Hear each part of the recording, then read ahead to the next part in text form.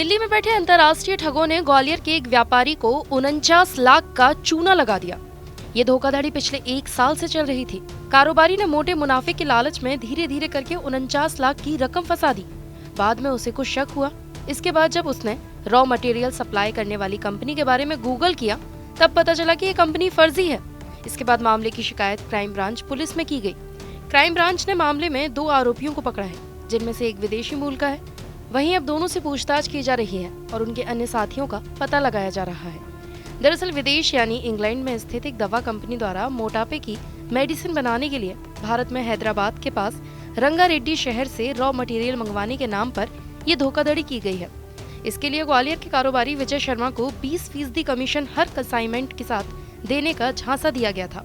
England में स्थित pharma company का प्रतिनिधि लॉरेंस एल्विस ने ग्वालियर के विजय शर्मा से बातचीत की कि उनकी कंपनी मोटापे की दवाई बनाती है।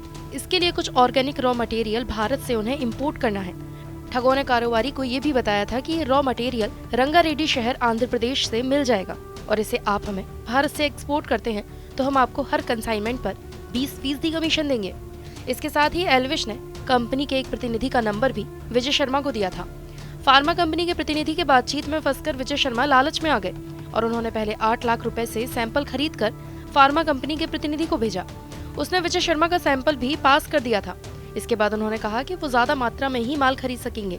इसके बाद पिछले साल जुलाई से लेकर अब तक कारोबारी विजय शर्मा ने करीब 49 लाख का मटेरियल उन्हें भेज दिया, लेकिन फार्मा कंपनी के नाम पर ठगों की डिमांड बढ़ती जा रही थी। इससे उन्हें कुछ शक हुआ।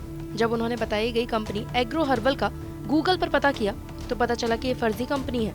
इसके बाद क्राइम ब्रांच पुलिस ने मामले की शिकायत की गई। पूरे मामले पर जब क्राइम ब्रांच ने अपनी जांच शुरू की और भेजी गई रकम की डिटेल निकाली तो करीब 15 खातों से लिंक मिली। इसके बाद किशनगंज इलाके से तंजानिया का रहने वाला टेरी ओबो और मेरठ की रहने वाली वीनस रावत पकड़ लिए गए। अब उनसे पूछताछ की जा रही है।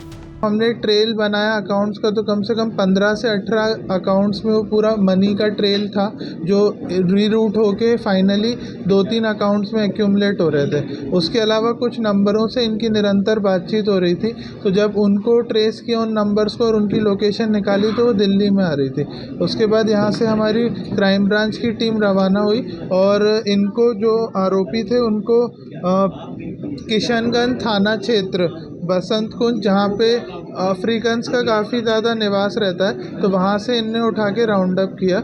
आरोपियों से लगभग 1 लैपटॉप, 5 मोबाइल और कुछ नकदी बरामद हुई है। और भी इनके कुछ साथी हैं जो नॉर्थ ईस्ट क्षेत्र के रहने वाले हैं, तो अभी उनके भी लिंक्स इस्टेब्लिश करके उनको भी गिरफ्तार करने की कोशिश की जा रही है। इसमें कितने आरोपी अभी कितने गिरफ्तार हुए हैं? अभी तक 2 आरोपी गिरफ्तार हुए हैं। पहले आरोपी हैं टेरी ओबो, ये 29 साल के हैं और ये तंजानिया के सिटीज़न है, बेसिकली तंजानिया के निवासी रहने वाले।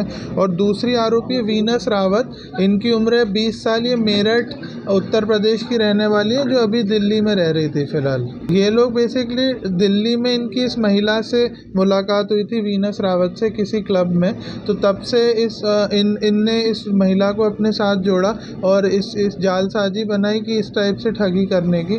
बाकी अभी इनके और ये जो घटनाक्रम था ये जुलाई 2023 से फरवरी 2024 तक चला, तो लगभग आप मान लीजिए 7-8 महीने से ये इस आरोपी से ठगी कर रहे थे। बाकी और कितने लोगों के साथ ठगी की है इसकी विवेचना की जा रही है। इस अंतर्राष्ट्रीय गिरोह ने देश के कई कारोबारियों को इसी तरह से चूना लगाया है।